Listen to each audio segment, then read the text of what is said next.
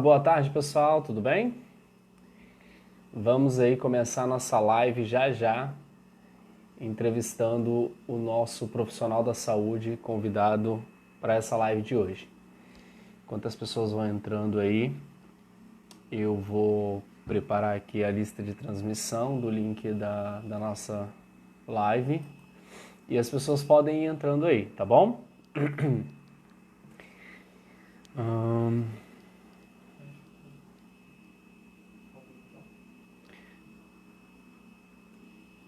Vamos lá. Já já a gente vai começar a nossa live ao vivo aí com o nosso convidado de hoje, profissional da saúde que atua na linha de frente do combate ao Covid-19 no estado do Espírito Santo. Vão entrando aí, compartilhando a live, gente, nas suas redes sociais, tá bom? Pessoal, tudo bem? Deixa eu mandar para as listas de transmissões aqui, para que o nosso público possa estar participando.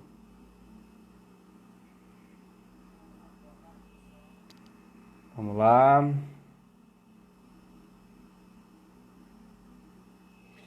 Compartilha a live aí. A gente hoje vai fazer uma live para compartilhar um pouquinho dos desafios que os profissionais da saúde enfrentam no combate ao coronavírus no estado do Espírito Santo. Vamos compartilhando.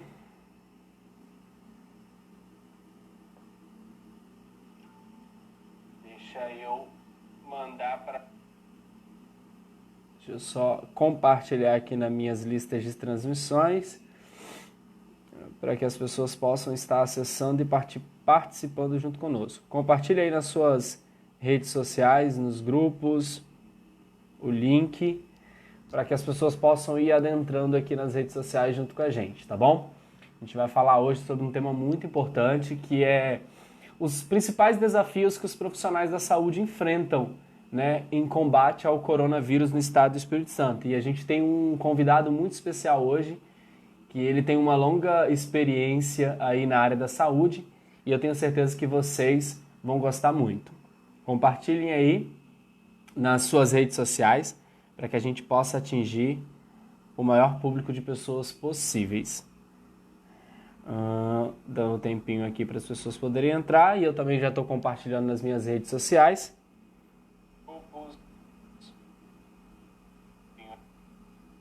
Lembrando que a live vai ficar disponível aqui para as pessoas depois, tá bom? Aqui para as pessoas poderem entrar.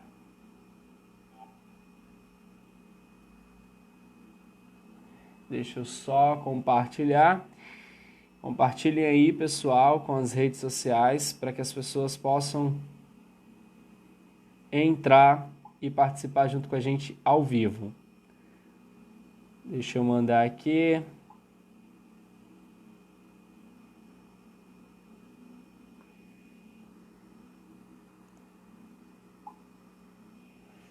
Vamos lá, quem é que já está aqui com a gente? Pode colocar aqui no comentário o nome, de onde vocês são, para a gente poder começar a nossa live já já. Tô dando alguns minutinhos aí para as pessoas poderem ir entrando, tá bom? E tô ao mesmo tempo compartilhando aqui. Vamos compartilhando os links aí, pessoal, nas redes sociais de vocês. Compartilhem o máximo possível, porque é um assunto bem interessante. Você que mora em Nova Venécia, eu tenho certeza que você vai gostar muito desse conteúdo, porque a gente vai entrevistar um profissional da saúde que está atuando na linha de frente em combate ao coronavírus no estado do Espírito Santo.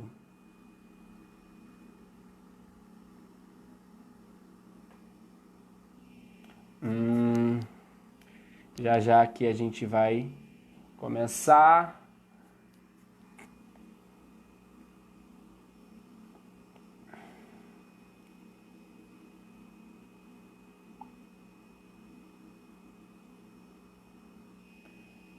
Vamos ver quem é que já está aqui com a gente.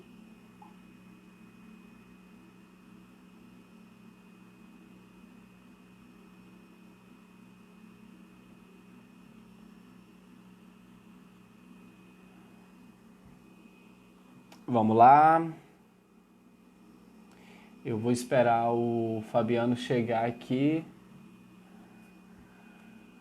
Leia Russi, um beijo para você. Dalvino, um abraço, meu amigo. Gente, vão compartilhando aí nas redes sociais de vocês, tá? Só vou esperar o Fabiano chegar aqui. Podem colocar aqui nos comentários. Lembrando que essa live ela vai falar sobre os principais desafios que os profissionais da saúde têm enfrentado aí no combate ao coronavírus no estado do Espírito Santo. Então, você pode ficar tranquilo que a live vai ficar disponível depois para todos. E você pode mandar suas perguntas aqui também, que a gente vai direcionar elas aqui para o profissional da saúde que vai participar com a gente. Compartilhe aí nas redes sociais, nos grupos de WhatsApp, e para que as pessoas possam participar.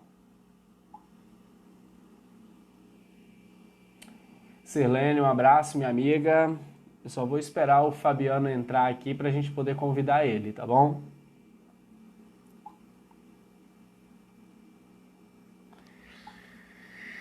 Esse é um quadro, né? O quadro chamado Bate-Papo com Convidado. E o nosso convidado de hoje é um profissional da área da saúde. Ele que vem atuando aí na linha de frente no combate ao Covid-19 no estado do Espírito Santo. Tem uma longa experiência na área da saúde e eu tenho certeza que ele vai compartilhar conosco um conteúdo muito importante. E lembrando que no finalzinho dessa live eu vou fazer um resumo geral do último boletim informativo de Nova Venécia, tá bom?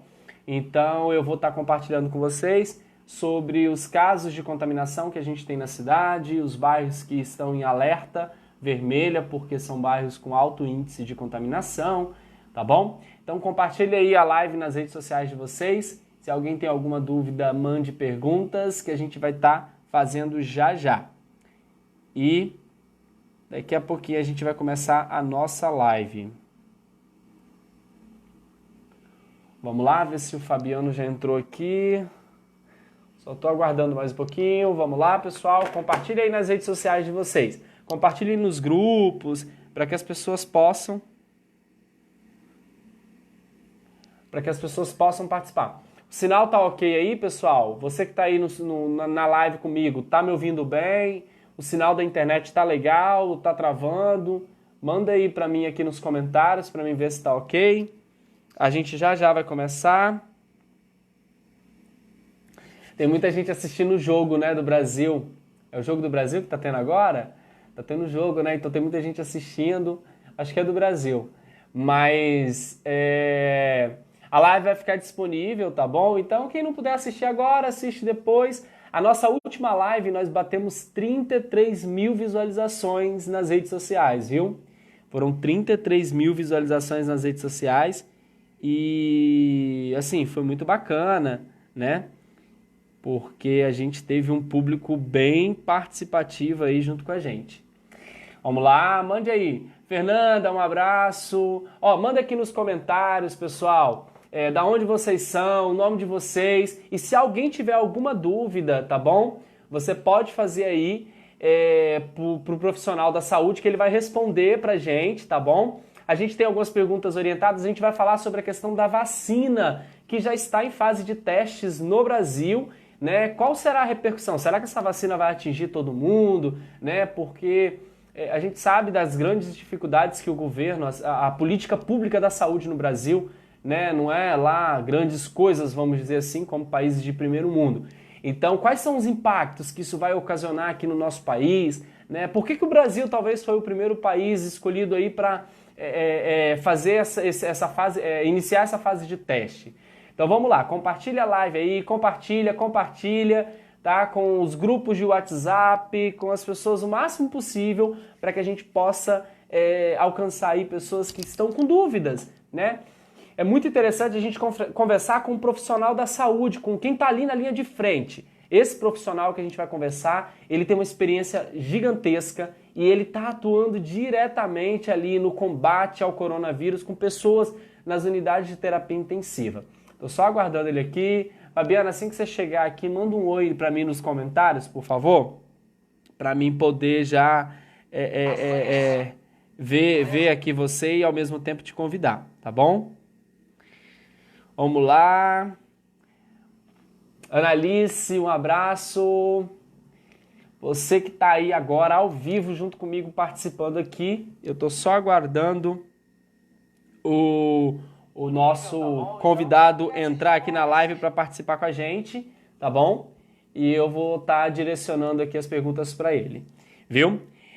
Lembrando, gente, que Nova Venécia, né, na última sexta-feira registrou um alto índice, né, Fabiano já chegou aqui, daqui a pouco eu vou convidar ele. Um alto índice de profissionais, um alto índice de pessoas contaminadas por Covid-19, tá bom? Então, assim, a gente está com um caso bem alarmado em Nova Venécia, é preocupante, a gente precisa gerar um impacto de conscientização nas pessoas, tá bom? Porque a situação a cada dia que passa, se você for parar para analisar o mapa de contaminação em Nova Venécia, você vai ver que a gente está tendo uma média de 20 a 25 casos por dia de pessoas que vêm sendo contaminadas com o Covid-19, tá bom?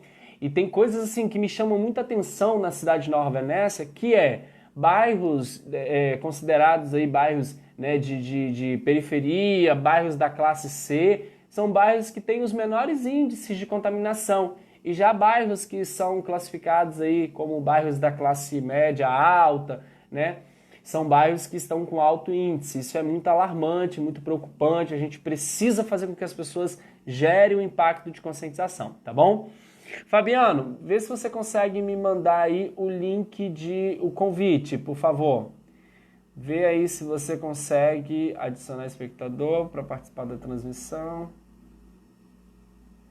Vê se você consegue me mandar aí, Fabiano, o link de convite, por favor.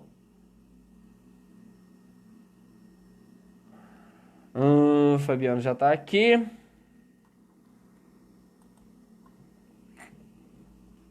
Vamos lá.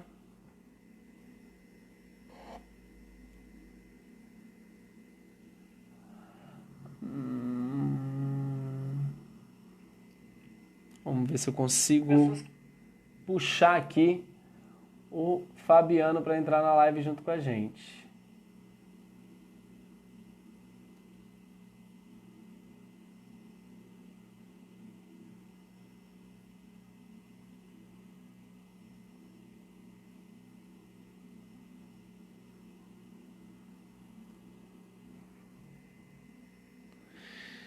Calma aí, gente, que é tudo muito novo, né?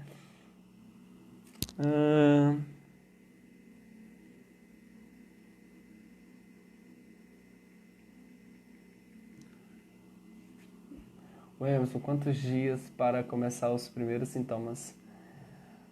Começamos a vida funcionar, né?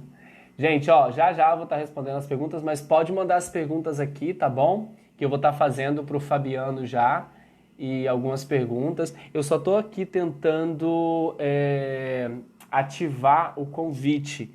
Fabiano, vê se você consegue sair, vê se você sai e entra de novo e vai aparecer a opção para você me convidar. Tá aparecendo aí quando você entra e sai, Júnior? Vê se você consegue.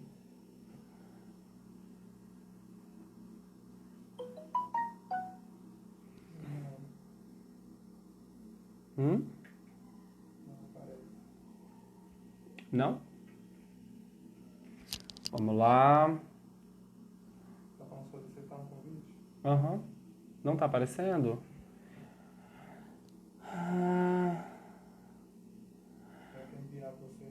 Eu não tô conseguindo enviar, tô tentando aqui justamente fazer isso. Gente, é tudo muito novo, né? Espera aí.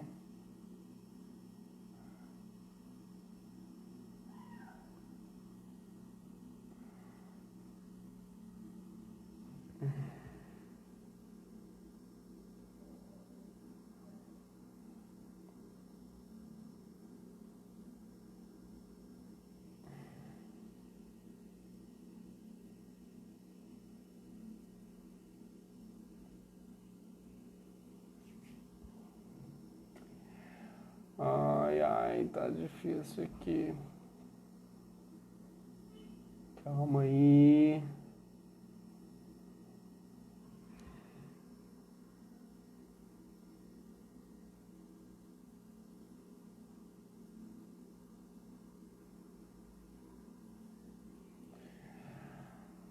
Ai, gente, tá complicado. Como é que eu vou fazer aqui para adicionar o Fabiano?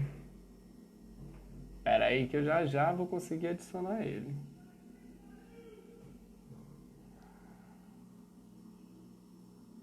Ah, incluir Fabiano. Adicionando. Ah, gente, consegui. Vamos vai agora receber o convite. Nossa, ufa. É muito difícil, né? A gente lidar com essa tecnologia, mas a gente vai aprendendo aos poucos, né? No verdinho do lado. É, acabei de ver aqui. Fabiano, está recebendo aí o convite? Dando. Ai, ufa. Fabiano, vira seu celular, por gentileza. Isso, vira, que é melhor. Fica melhor. Ai, gente, que bom, graças a Deus. Fabiano, está me ouvindo? Estou ouvindo, deixa eu só apoiar o telefone agora. Tá. Gente, vocês estão ouvindo a gente perfeitamente? Tá todo mundo ouvindo? Isso. Fabiano, ó, a gente já está com um público bom de pessoas aqui, já tem 25 pessoas, já oscilou, né? Já foi para 30, 35, caiu. Mas, enfim, antes de mais nada, gente, eu quero dizer que essa live, ela é uma live que vai falar sobre os desafios que os profissionais da saúde, e a gente sabe que a gente tem muitos profissionais da saúde que estão atuando na linha de frente no combate ao Covid-19 no estado do Espírito Santo. E hoje eu não podia deixar de convidar uma pessoa especial e que tem assim, uma longa experiência na área da saúde, né, e que está atuando na linha de frente ao combate do coronavírus no estado do Espírito Santo.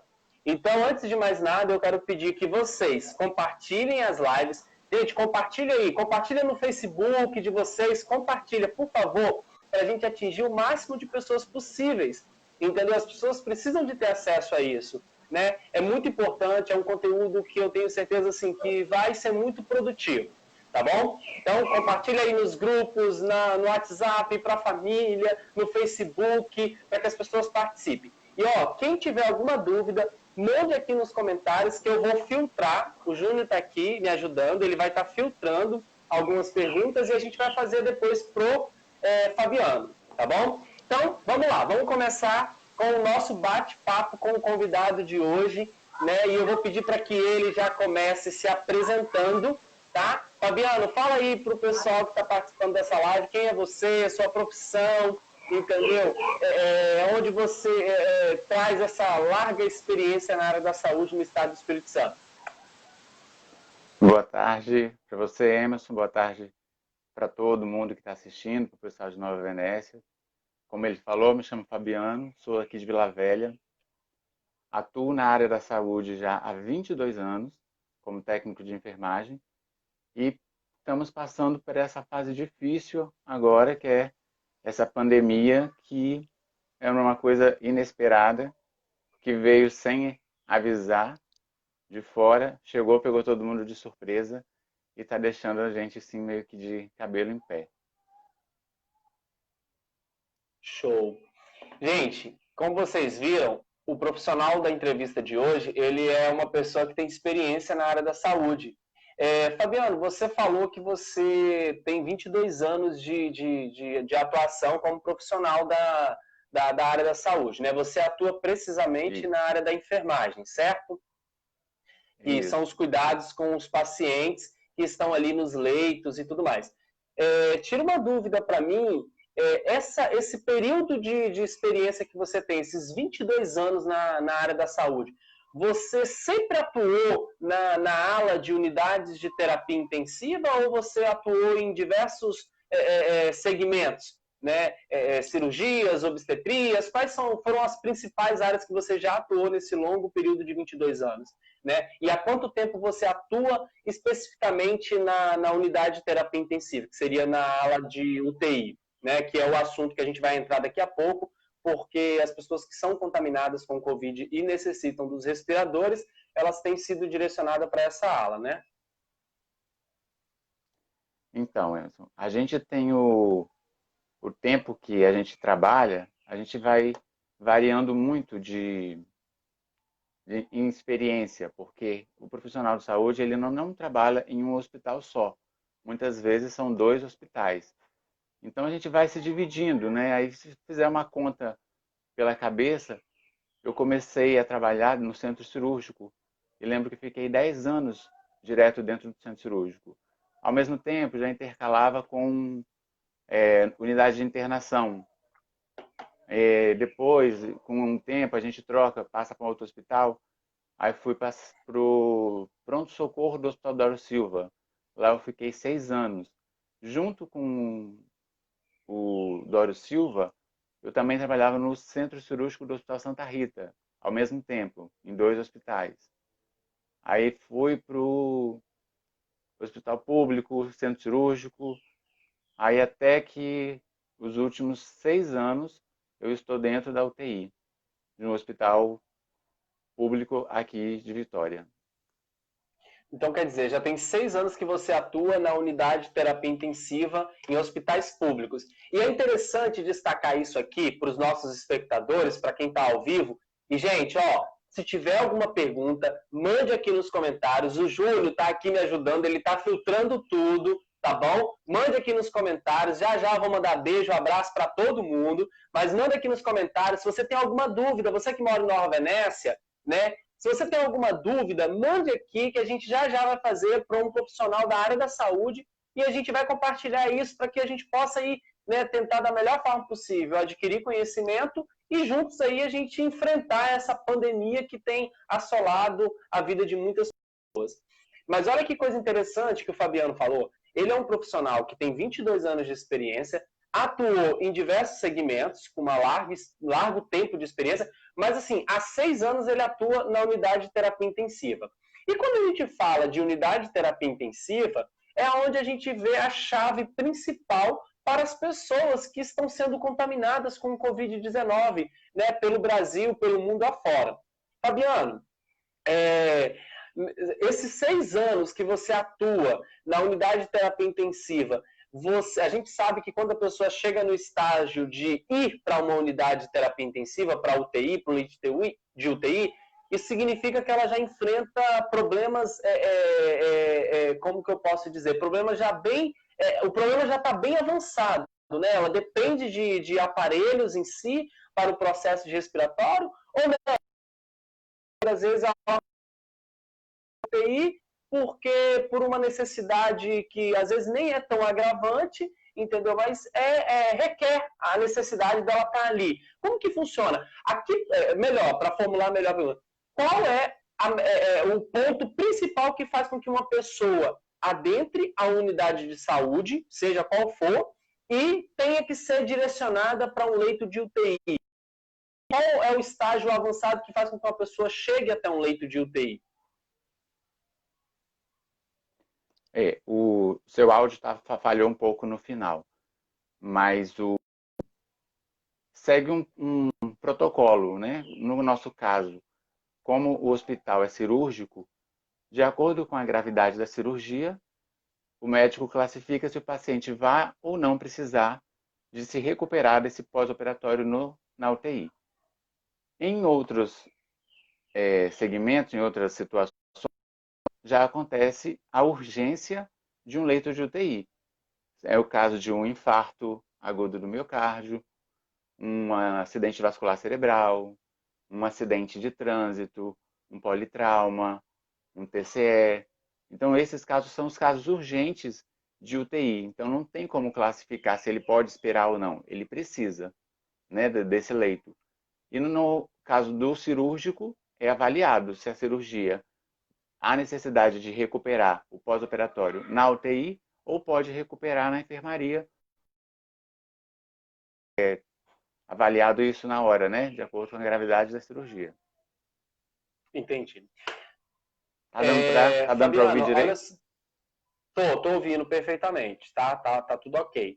Pessoal, vocês também estão ouvindo bem aí? Manda um ok aqui, vai mandando aí as mensagens, vai dizendo de onde vocês são, entendeu? Fabiano, veja só, entrando no assunto que é de interesse de todos, né, vamos falar sobre a questão do coronavírus, que é o Covid-19. Mas antes de falar do Covid-19, eu não poderia deixar de falar aqui de outras epidemias que já ocorreram no Brasil, certo? E você, com esse longo período de 22 anos atuando na área da saúde, consequentemente deve ter presenciado vários outros tipos de epidemia. O primeiro caso que surgiu de coronavírus no Brasil foi no dia 9 de fevereiro, né? Isso no Brasil.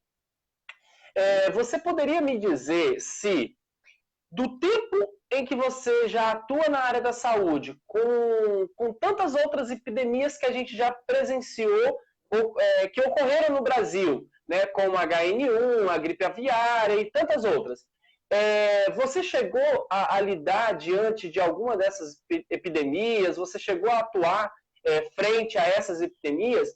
E quando chegou o primeiro caso do Covid-19, como que foi para o profissional da saúde, no caso mais específico, no seu caso, como que foi receber essa notícia que, de repentemente, estava chegando no Brasil um vírus que ninguém sabia ao certo qual a possibilidade dele ser combatido, só sabia que ele estava matando muitas pessoas lá fora, entendeu? E qual foi a preparação dos profissionais da saúde, principalmente os profissionais da enfermagem, receber essa notícia? Afinal, você já deve ter presenciado essas epidemias passadas, mas agora foi meio que pegou todo mundo de surpresa, né? A gente viu essas coisas acontecendo lá na China, de repente foi para a Europa, depois para a América e aí, de repente, chegou no Brasil. Como que foi essa sensação? Qual foi essa experiência já vivenciada aí em outros anos, ao longo desses 22 anos de outras epidemias? Então, vem uma situação bem complexa, né, para a gente, porque a gente tem as epidemias e as pandemias que a gente ouviu falar, que é a da história, né, o caso da peste negra, da gripe russa, da gripe espanhola. Então, essas coisas, a gente só conhece os relatos delas, né? A gente não vivenciou nem presenciou essa situação. Já no nosso caso, no meu caso, que já estou na área há um tempo, eu peguei o H1N1, que foi em 2009, mas que na época era transmitido de pessoa para pessoas, né, através das aves, no caso, e foram mais de 650 mil mortes no Brasil, sendo 39% gestantes. Então, essa época que essa gripe atingiu as gestantes em 2009, era um risco que as mulheres estavam correndo muito maior do que a gente. Mesmo trabalhando, foi desenvolvida a vacina muito rápido, foi vacinado com H1N1, só que a gente não corria o risco de transmitir essa doença para outra pessoa. O risco eram as gestantes que aconteceu de morrer e perder o bebê. Bem diferente do que aconteceu agora. Quando começou como uma epidemia lá na China e passando depois para a Itália, não dava para imaginar que isso ia sair dos outros países.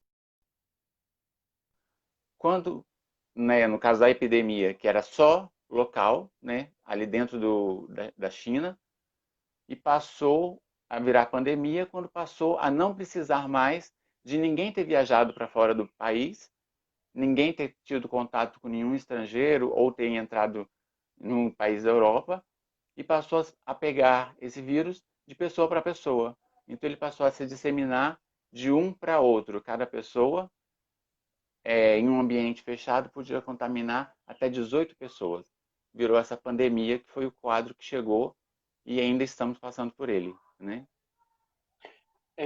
Fabiano, por aí dá para entender um pouco da diferença dos dá para a casos gente fazer. passados Ou para seja, aqui, né, para os espectadores que estão entrando agora, que chegaram agora, a gente está aqui entrevistando um profissional da área da saúde que está atuando na linha de frente do combate ao Covid-19 no estado do Espírito Santo, em um hospital público, tá? A gente vai preservar aqui a identidade do hospital, né, e até mesmo por questões éticas profissionais.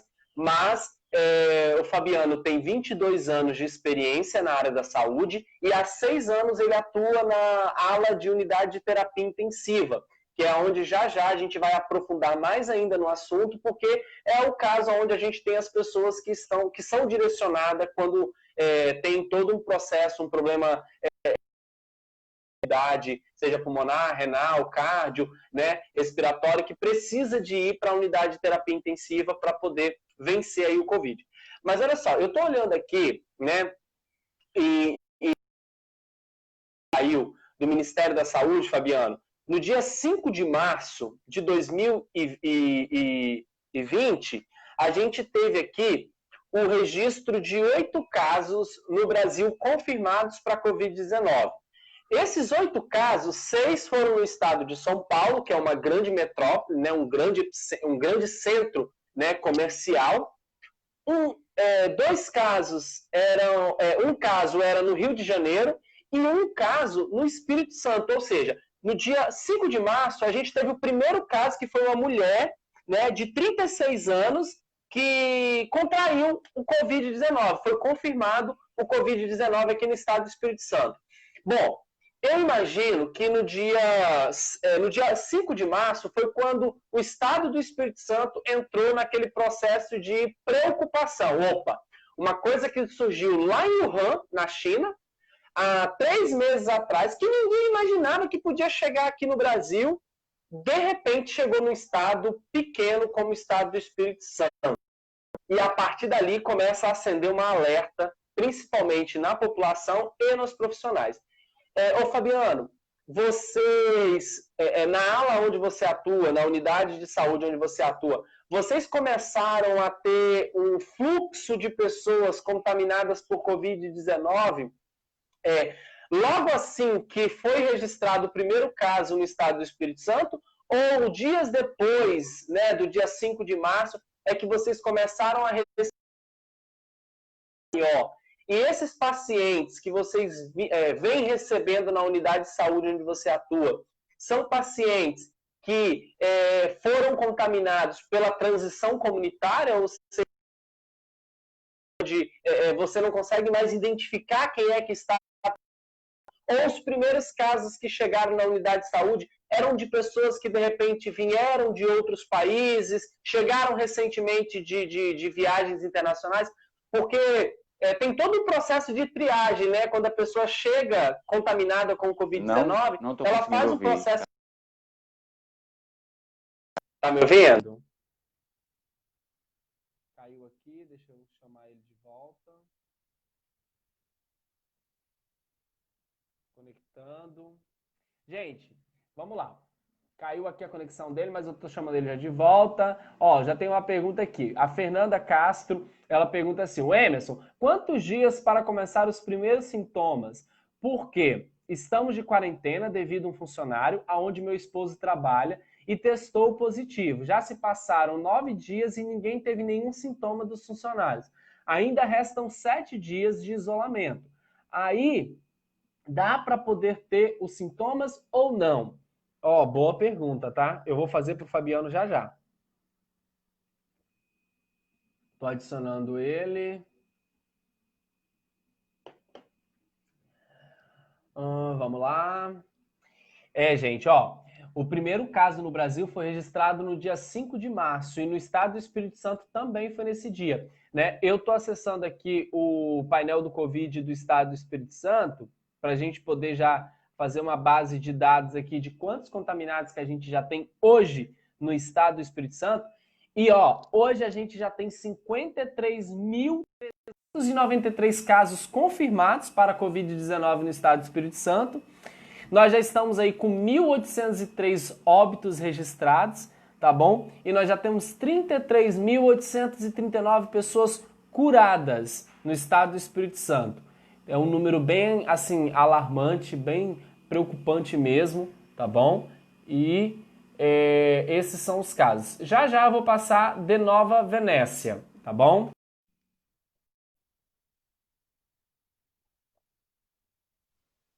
Ó, tô chamando aqui. O Fabiano voltou. Que bom. Voltou, Fabiano? Tá ouvindo? Eu estou ouvindo. Tá. Travou. Então vamos lá. A pergunta era: o primeiro caso no Brasil foi registrado no dia 5 de março. Ok. E também no estado do Espírito Santo. Lá na unidade de saúde onde você atua, vocês já têm pacientes que estão confirmados para o Covid-19 e estão em processo de tratamento, né, de isolamento nas unidades de terapia intensiva. A minha pergunta é: quando a pessoa chega contaminada, ela passa por um processo de triagem, certo?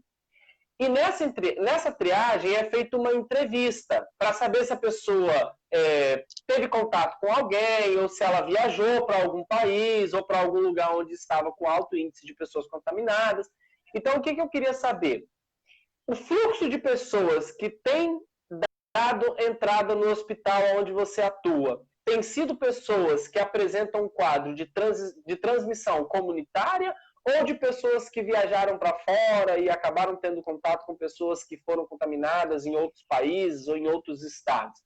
Porque a transição comunitária é aquela que a gente pega num transporte coletivo, no shopping, em algum lugar em si, e que a gente não sabe quem foi que contaminou, quem foi que transmitiu, né? Qual tem sido o maior fluxo de pessoas lá? Então, quando chegou nos primeiros casos, o hospital que eu trabalho, no caso, não era referência para o atendimento. Então, a princípio, a gente achou que não ia receber esses pacientes.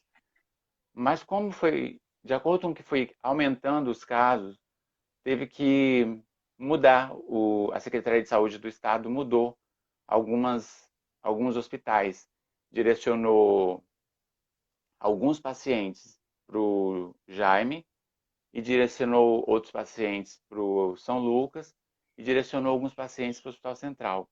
Dividiu a classificação de doença a fim de poder melhor atender as pessoas contaminadas. Já não eram mais doentes que tiveram contatos com alguém que esteve fora do país. Eram pessoas contaminadas já aqui dentro do estado. E muitas pessoas que chegaram no meu hospital, onde eu trabalho, que só recebe pacientes já regulados, que já vêm com vaga garantida, eles vieram de hospitais onde eles já estavam internados há algum tempo, tiveram contato com pessoas contaminadas nesse hospital, aí a partir do momento que foram transferidos para o hospital para fazer uma cirurgia eletiva, que já estava agendada, ela passou a desenvolver os sintomas da doença dentro do hospital. Aí começou todo o protocolo de isolamento, de precaução, de cuidado com os funcionários, de não estar transmitindo, de funcionário transmitir para o doente, nem do doente passar para outro doente. Então foi tudo muito diferente. Entendi. E olha só, uma coisa interessante que você falou aí sobre a questão da transmissão de paciente para os profissionais e profissionais pacientes. Saiu várias reportagens, a gente viu várias reportagens de pessoas, de profissionais da saúde, né, que estavam assim questionando o despreparo profissional do governo federal e do governo estadual, enfim, em vários lugares pelo Brasil, dizendo que a falta de equipamentos de proteção, os EPIs, né, para evitar o contato e a transmissão do Covid-19, estava assim, bem precário. Né? Na unidade de saúde onde você atua, ou você teve contato com alguns colegas profissionais da área que também estavam enfrentando essas precariedades aí pela falta de EPIs, né, de proteção, até mesmo porque vocês profissionais da saúde que estão ali atuando diretamente com o paciente, vocês têm um agravante muito, muito sério. Por quê? Vocês colocam a vida de vocês em risco para salvar a vida de alguém que está contaminado, né? Afinal, esse é o procedimento, isso é o que vocês juraram, né? É o que vocês defendem, porque vocês estão ali para defender, para salvar a vida mesmo. Mas e quando você não tem acesso a esses equipamentos de proteção? Como a gente viu muitas reportagens, inclusive publicadas no G1, na Metrópole, no Estadão, na Folha de São Paulo, e vários jornais de grande circulação, profissionais, enfermeiros, médicos, que estavam reclamando pela falta de máscara, pela falta de luvas, pela falta de equipamento de proteção. Como que é lidar com essa situação? Você chegou a vivenciar nesse período da pandemia essa situação? Ou teve colegas que vivenciaram isso? Como que é lidar com isso? Se sentir impotente né, perante a um Estado, perante a um governo que deveria tratar a saúde como algo prioritário, entendeu? Como você lidar com essa situação? Você vê essa situação? Aí, parte daí, da onde você terminou agora. É, a, a OMS, a Organização Mundial de Saúde, já não estava entrando, não estava se comunicando corretamente com o governo do país, né? Então já não estavam se entendendo. O que era uma doença grave era apresentado como uma gripe no início. Então, foi todo um protocolo que teve que ser reiniciado dentro dos hospitais, porque como ninguém conhecia a doença, sabia que ela era de doença que se contaminava por vias respiratórias, então começou a iniciar pelo uso da máscara, do face shield, do capote descartável. Então, esse equipamento foi disponibilizado dentro do hospital de uma forma muito rápida. Foi liberado porque era obrigado a usar. Só que as rotinas mudam de hospitais para hospitais e o material muda de acordo com aquilo que você compra. Alguns hospitais apresentaram EPIs e materiais de boa qualidade e outros já de péssima qualidade. Então, eu não passei por essa parte ruim. O hospital que eu trabalho disponibilizou um material de boa qualidade, né, a fim de proteger o funcionário e proteger o outro doente, porque a gente estava também correndo o risco de passar a doença para outro paciente. E o, o material usado foi material que, assim, nós não passamos falta do material, né? Foi disponibilizado e a gente teve. Como eu falei, alguns de boa qualidade, outros de péssima qualidade, que não protegia como deveria. Entendi. Fabiano, uma outra dúvida que alguns espectadores têm é sobre a questão da vacina, né? A gente viu que recentemente a Universidade de Oxford eles desenvolveram uma vacina que está em fase de teste. A gente está na terceira fase de teste aqui no Brasil, né? A Anvisa autorizou esses testes aqui no Brasil, né? E você, assim, na sua percepção, lidando com pessoas que estão ali no leito de UTI, né, querendo vencer a todo custo o Covid-19, você ouve as pessoas relatando para você, elas relatam para você ali, né, o desejo, a esperança que elas têm de, do mais rápido possível, ser descoberta uma vacina eficaz, sabe, que possa combater esse vírus. Como que é ouvir a pessoa que está ali contaminada, que está ali sobre o leito de UTI, sabe? Tendo toda aquela dificuldade no processo respiratório dela. Como que é para o profissional da saúde lidar com essa situação, ouvir isso e, assim, saber que a dificuldade do acesso à saúde pública no Brasil, né, a gente sabe que ele é muito complexo, mas existe.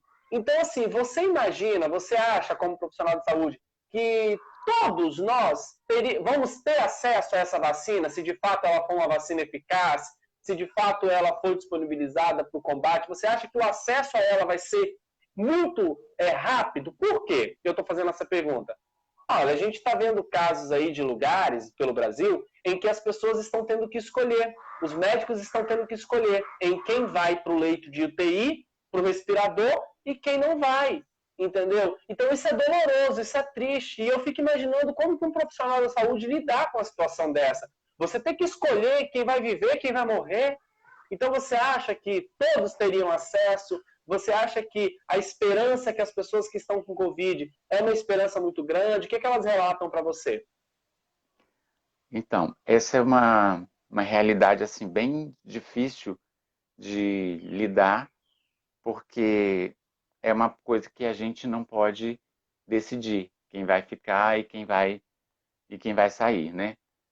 E outra coisa que é muito real é o preconceito. As pessoas contaminadas por Covid, elas sofrem preconceito. Seja ela, é, esteja ela em área ambiente, respirando, ou já entubada no ventilador, ventilação mecânica.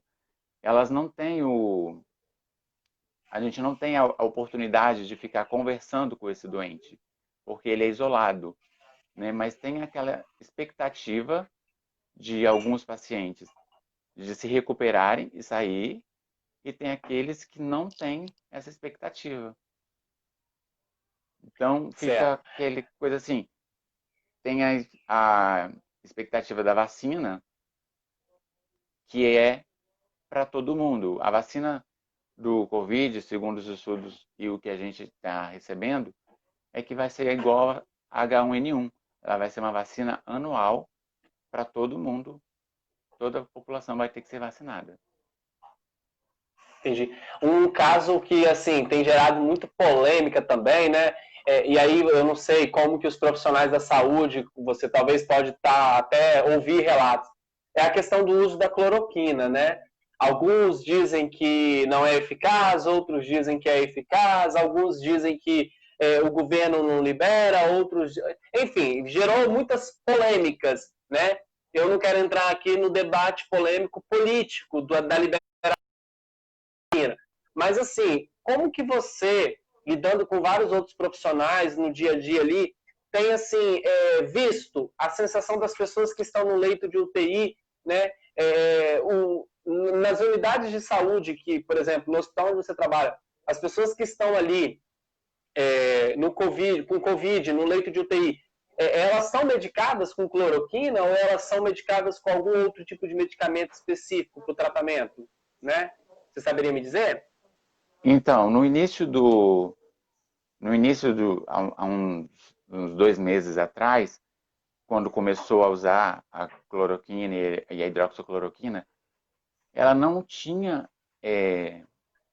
respostas positivas para esse caso.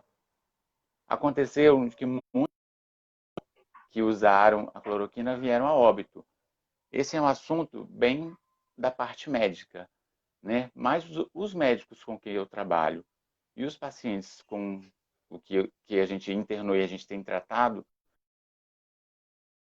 porque os médicos desse hospital não acharam por bem usar esse tipo de medicação, porque ele não tinha um efeito positivo nos doentes por causa das comorbidades que o paciente já tinha, de acordo com a patologia que ele já tinha.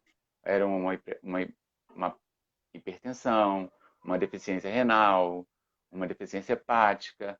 Então, essa medicação, ela pioraria o quadro do paciente, que talvez pudesse voltar a respirar sem a ventilação mecânica.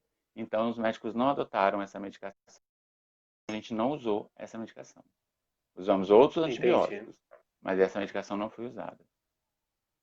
Qual é o período médio que uma pessoa chega a ficar no leito de UTI, Fabiano, em processo de tratamento aí para o combate ao Covid-19? Pelo menos lá na unidade de saúde aqui no estado do Espírito Santo que você atua. Vai de paciente a paciente.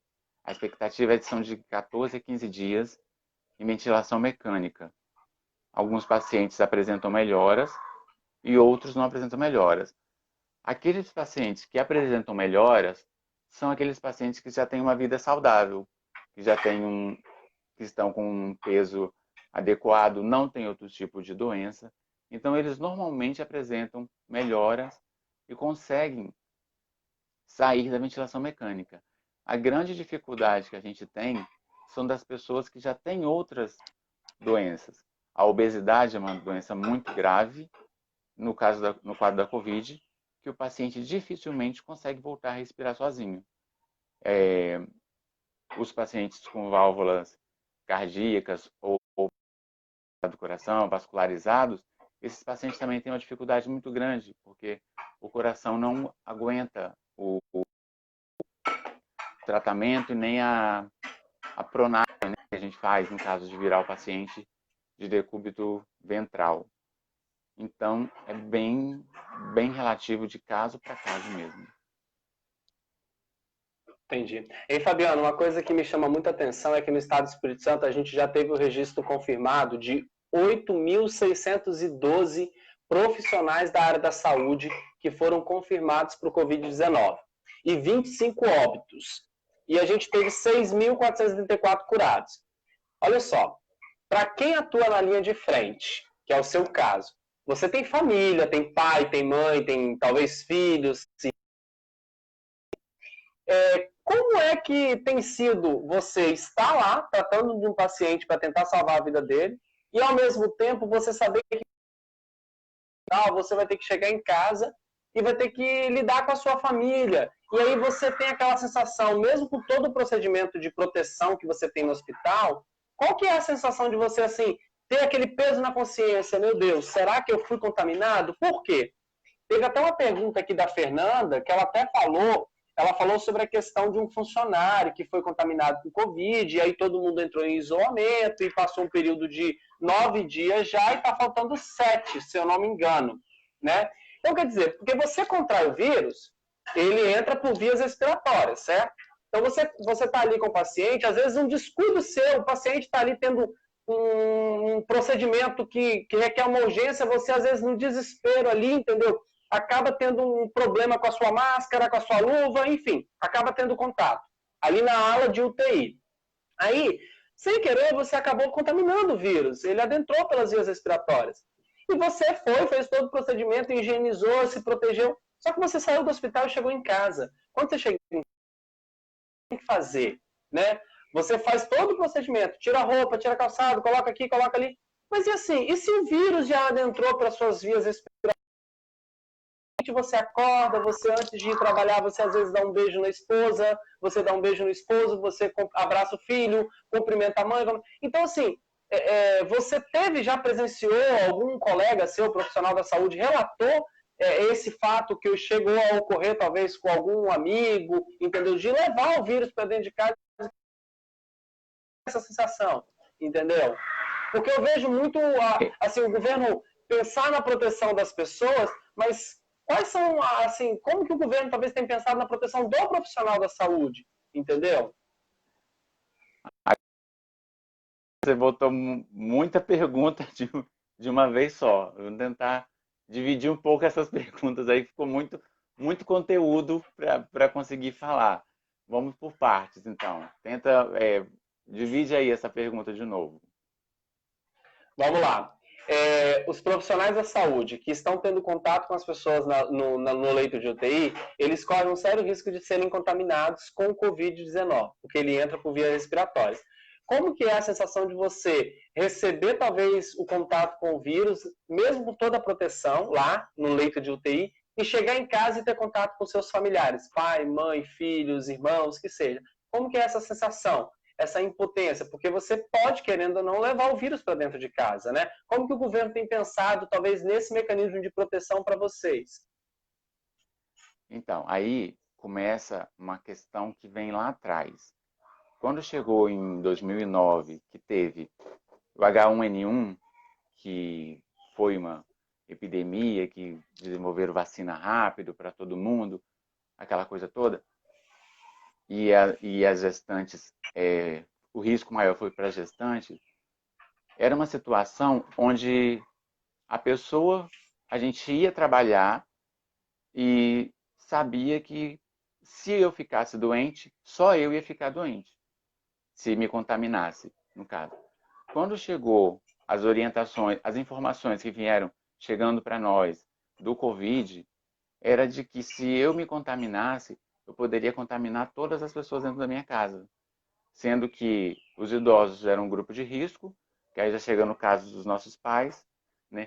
No início falaram que crianças não pegariam, mas crianças também pegaram, porém com a recuperação mais fácil e mais tranquila, com uma manifestação da doença bem mais tranquila.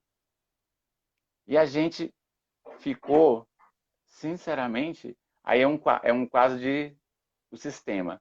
O sistema pensa na população, mas não pensa no técnico de enfermagem. Quem está dentro do hospital tem o protocolo usado pelo hospital de EPI. de se prevenir dentro do hospital. Mas não tenham nenhum cuidado a partir do momento que você sai do hospital. Tanto que nem o uso da máscara foi permitido no início da pandemia.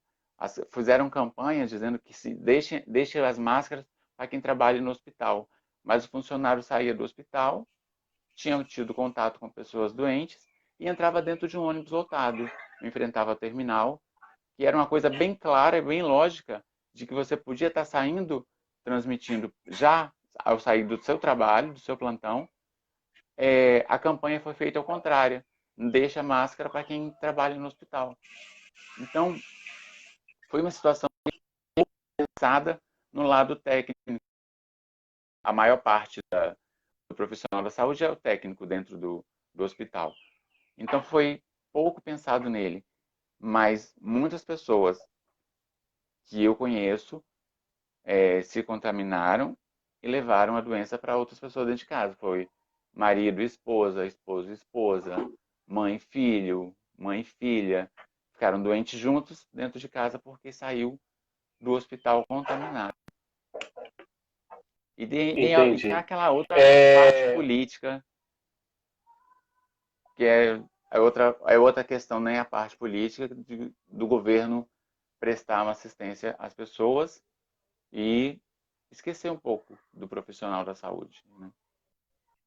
A gente vê muitas pessoas relatando, né? Eu acho que é fundamental, claro, pensar no coletivo, a sociedade de modo geral, né, que vem sendo contaminada, mas eu acho que é fundamental também pensar no profissional da saúde, afinal, o profissional está ali tendo contato direto, entendeu? Ele também tem familiar, também tem filhos, também tem pai, tem mãe, ele precisa também que seja pensado, né? E eu acho assim que o governo também tinha que pensar em uma ação mais precisa. Eu até vi exemplos, por exemplo, na Itália, né, o governo requisitou alguns hotéis lá e trouxe os profissionais que não tinham condições de ficar em casa com seus familiares, né? Eles acabavam indo, era uma coisa muito interessante. Tem uma coisa que me chama muita atenção, vou perguntar para você, é o seguinte: a gente vê, principalmente nos jornais, entrevista com várias pessoas que venceram o Covid, né? E aí saem dos hospitais, são aplaudidos, né? São parabenizados, porque realmente é uma sensação. Eu tenho uma amiga que a irmã dela, né, ficou mais de 21 dias fez assim uma recepção incrível, linda quando ela chegou em casa, né? E foi uma coisa bem emocionante nas minhas redes sociais, porque é uma sensação prazerosa. Você deve ter presenciado muitas pessoas que vieram a óbito devido ao Covid-19 e pessoas que venceram. Como que é o profissional da saúde quando vê uma pessoa indo ao óbito por Covid-19 e uma pessoa vencendo o coronavírus? Qual que é essa sensação de vocês?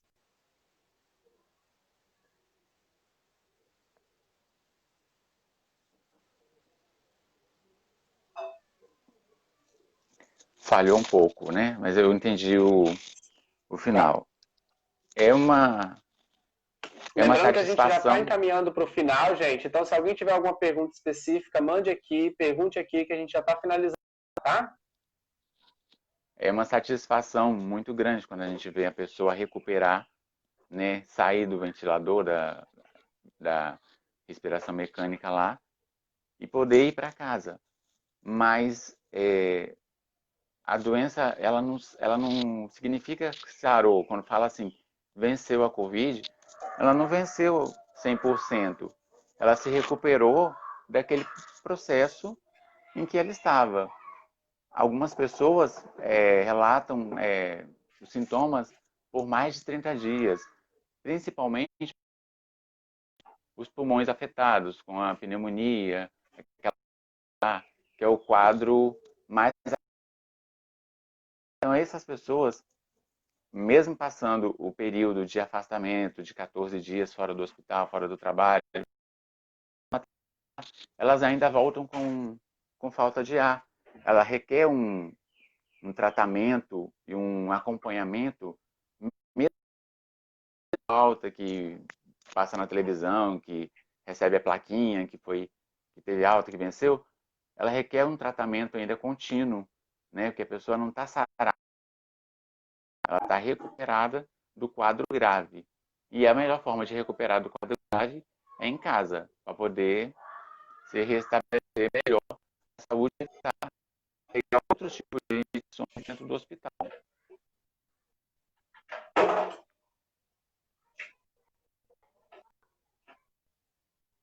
Ouviu? A gente está tendo um pouquinho de falha.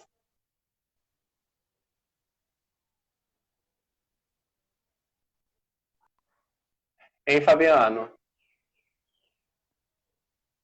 Sim. Tá me ouvindo? Tá. Tá. Um pouquinho também. Eu entendi perfeitamente. Só uma dúvida. A Fernanda tinha perguntado sobre a questão do paciente lá, do funcionário, né, onde trabalha, que ele já se passaram 9 dias que ele manifestou os sintomas, né, e eles estão em isolamento, falta ainda 7 dias para... E aí, tipo assim, ele não se manifestou, não manifestou ainda os sintomas de quarentena, né, Fernanda? Ele contraiu o Covid e os funcionários entraram em quarentena. E aí eles estão há 9 dias já, mas ninguém manifestou os sintomas. Eles podem ainda manifestar os sintomas? Ei, tá me ouvindo?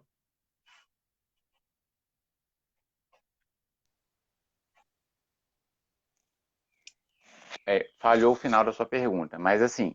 Tá, eu quero saber o seguinte, os funcionários não manifestaram ainda os sintomas, já se passaram 7 dias, já passaram-se 9 dias, mas um apresentou a confirmação. Então, os outros não manifestaram, já passaram 9 dias, eles não manifestaram sintomas. Ainda falta 7. Ele ainda pode manifestar os sintomas nesse período de 7 dias, ou mesmo que já... Porque dizem que depois de 7 dias é que manifesta os primeiros sintomas, né? Então, o que acontece? Esse tipo de atendimento também muda de hospital para hospital, de médico para médico.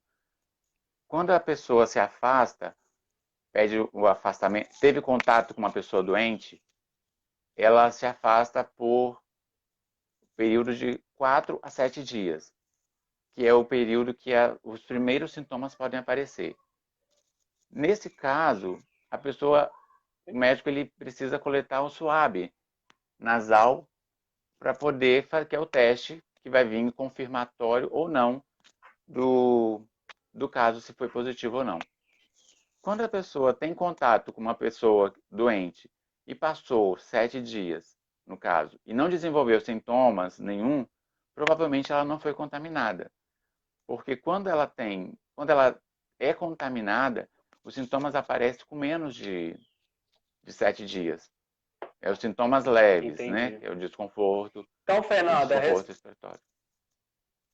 Então, respondendo a pergunta da Fernanda, se em 9 dias não manifestou, o mais correto é aguardar os outros 7 dias para cumprir o período da quarentena de 14 dias de isolamento, e se não se manifestar, consequentemente, é porque não foram testados para positivo, certo? Mais correto, né? Outra coisa, Emerson, que tem acontecido muito, é porque os profissionais de saúde, por estar ali dentro do hospital e diante do estresse, da pressão, começa a desenvolver sintomas que parecem ser os do Covid. É uma dor de cabeça, é uma dor nas costas, é um cansaço, uma fadiga, uma febre, uma coriza. Então, esse funcionário, ele é imediatamente afastado e é coletado suave, para se ter certeza se é positivo ou negativo. Só que teve o problema do laboratório demorar muito tempo para devolver o resultado, né? Passou um tempo atrás, muitos exames tiveram que ir para o Paraná para poder revelar. Mas as pessoas ficaram isoladas por 14 dias em casa e não Covid, não era Covid, era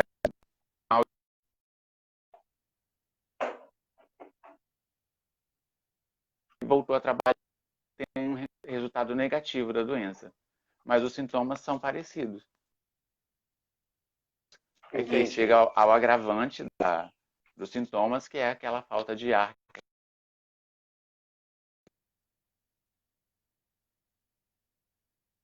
Entendi. E aí é um quadro já bem característico.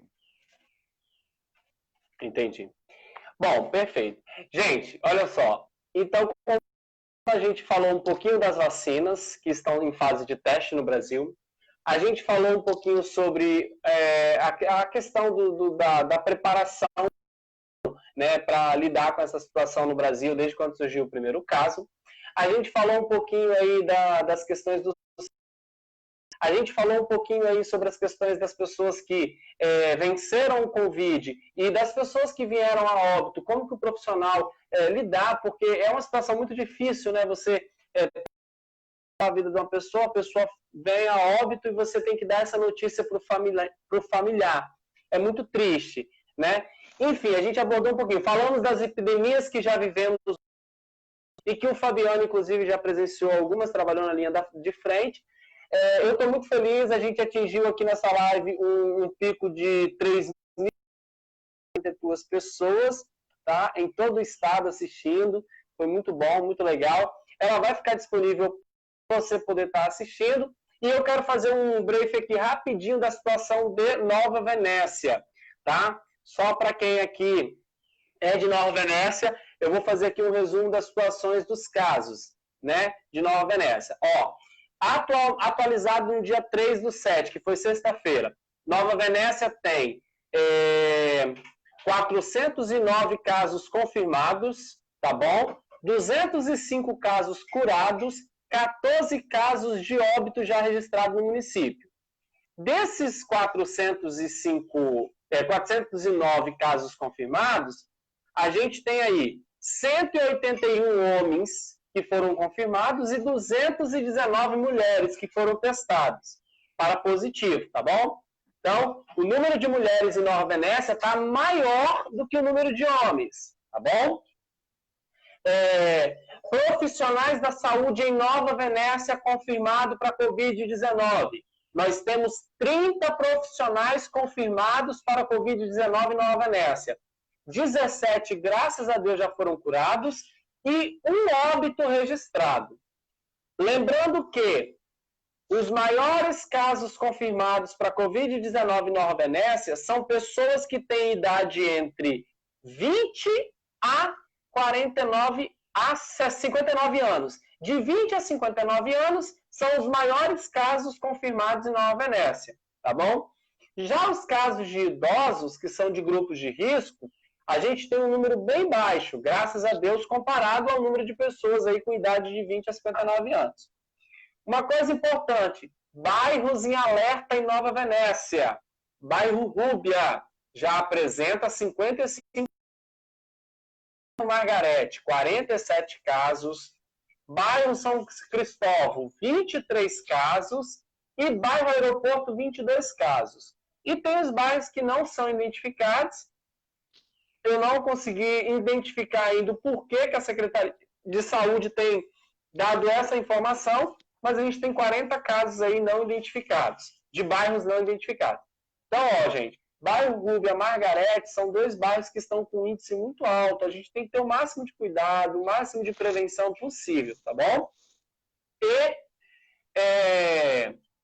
a média de casos registrados em Nova Venécia é uma média aí de 19, 20 a 25 casos por dia. E, ó, eu quero chamar a atenção de vocês para uma coisa muito séria. Você que mora em Nova Venécia, agora eu quero chamar a sua atenção aqui, já finalizando a nossa live.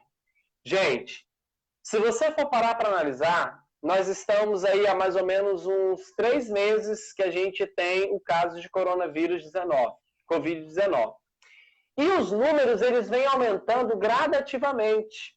Se nós continuarmos em uma escala aí de mais ou menos uns 2, 3 meses a mais, com essa margem de 20 a 25 casos em Nova Venécia, confirmado para a Covid-19, a gente vai pular de 409 casos para mais de 1.200 casos. Então, mas é preocupante, o número vinha alarmando assim. E mais uma vez eu chamo a atenção do poder público de Nova Venécia. pelo amor de Deus, venha conscientizar a população, venha se manifestar perante a população, entendeu? É importante. A população precisa que o poder público de Nova Venécia se manifeste, tenha um contato com ela, sabe? Em conscientizar as pessoas a não ficar aglomeração, a não ficar nas ruas, a não ficar no mercado sem necessidade. É importante. As pessoas têm cobrado muito o posicionamento do poder público perante essa contaminação do Covid-19. E eu chamo a atenção das pessoas aqui, né, para cobrar mesmo. É fundamental que o poder público dê essa atenção, se manifeste, entendeu? Então, assim, e ressaltando, né, que os casos de sintomas que apareceram em Nova Venécia devem ser direcionados pronto atendimento 24 horas. A UPA, que foi aberta lá em cima, no bairro Ascensão, para atender os casos e fazer todo o processo de triagem, né, para estar sendo direcionados ali. Então, assim, essa foi um pouquinho da nossa live de hoje, né? A gente teve alguns probleminhas aí de conexão, mas foi muito bom, fiquei muito feliz, gostei muito, eu tenho certeza que você que participou também gostou muito. Vamos mandar aqui os abraços. Ó, Fábio, um beijo para você. Isaac, meu amigo, um abraço. Sirlene, um abraço. Analice, um abraço. Fernando, um abraço. Entendeu? Gente, Amo Júnior, um abraço. Dalvino, um abraço. Leia, um abraço. Olha, muita gente. Então, assim, tá me ouvindo eu ainda? quero parabenizar todo mundo que participou, entendeu? E eu quero pedir você, Fabiano, para deixar uma mensagem aqui para todos os espectadores, né, que participaram dessa live. Então, gente, assim, é uma situação muito difícil, muito triste, porque é uma situação nova que está acontecendo. Mas é muito não poder ver um familiar seu que está doente, que está internado, que está lá dentro da UTI, isolado. Você não vai poder visitar.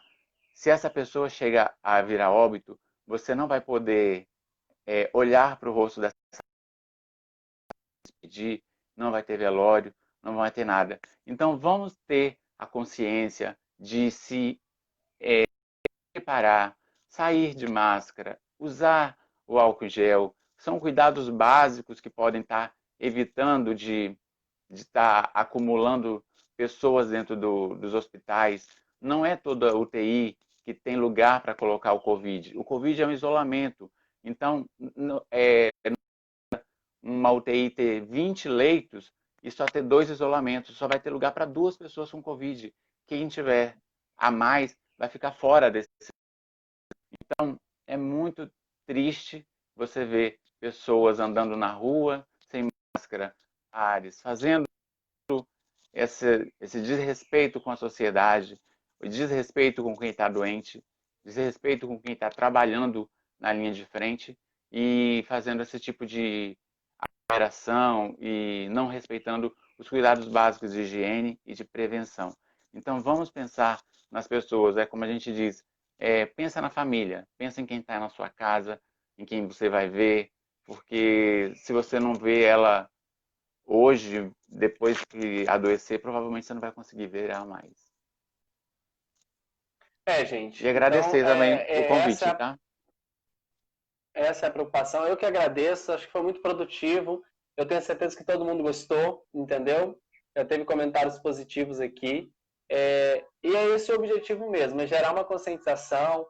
Gente, eu tenho fé em Deus que dias melhores virão, a gente vai superar tudo isso, tá bom? É uma situação difícil, a gente não estava preparado para isso, mas eu tenho fé em Deus aqui, com a graça de Deus, entendeu? Que a gente vai superar isso, a gente vai vencer isso. Em nome de Jesus, a gente vai vencer isso. Então, assim, tenha fé, tenha certeza de que Deus está olhando por nós, Deus está olhando por essa terra, por essa nação, entendeu? Os nossos governantes, o nosso presidente do Brasil, o nosso governador, o nosso prefeito, eles serão orientados por Deus, entendeu? Para que tomem as melhores medidas possíveis para que a gente possa enfrentar isso juntos, mesmo distante, mas vencendo, tá bom? se conscientizem mesmo, fiquem em casa, só saia para o extremo necessário. A compra da roupa, a compra do móvel pode esperar, entendeu? Tá? Agora, a sua vida vale muito mais, gente. A sua vida vale muito mais. A vida do ser humano, ela é muito importante. E olha o que o Fabiano falou. É muito triste você ter um familiar lá na UTI e não poder visitar. É muito triste você ver o seu familiar sendo levado por esse Covid-19 e não poder sequer abraçar, enterrar. Então é muito triste. Vamos refletir, vamos pensar, tá bom? Para que tudo chegue ao seu devido lugar, tá bom? Olha, novidade. A gente vai ter uma próxima live daqui uns dias e tem uma pessoa importante que vai participar com a gente, tá bom? Vou dar um spoiler para vocês, tá bom? Mas é uma pessoa que já foi ministro da Educação. Nós vamos falar dos impactos e os desafios que o coronavírus tem provocado na educação, porque a gente sabe que a gente tem pegado muitos pais, muitos alunos despreparados. O sistema de ensino estava muito despreparado para tudo isso e tem novidade vindo aí, tá bom? Nós vamos entrevistar pessoas para falar do impacto no comércio, nós vamos entrevistar pessoas para falar do impacto na agricultura, porque as pessoas que moram no interior de Nova Venécia também estão sendo atingidas. Nós vamos entrevistar pessoas que vão falar dos impactos que o coronavírus tem trazido para os nossos animalzinhos em Nova Venécia, né? Porque a gente sabe, tem muitos animais em Nova Venécia que estão sendo abandonados, estão sendo deixados em determinados lugares, entendeu? E assim, as pessoas não estão podendo ir para a rua, não estão podendo sair. Então, os defensores dos animais estão também tendo dificuldade para lidar com isso, né? Então, tem muito bate-papo legal para a gente poder ir fazendo, tá bom? Continuem acompanhando aqui as redes sociais, continuem participando, enviando mensagem. A live vai ficar disponível aqui para vocês poderem estar assistindo. E, claro, eu vou fazer um resumo aí para estar disponibilizando para vocês também, bem pequenininho. Um abraço enorme para todo mundo que participou. Fabiano, muito obrigado, tá bom? Eu que agradeço. Deus abençoe sua vida.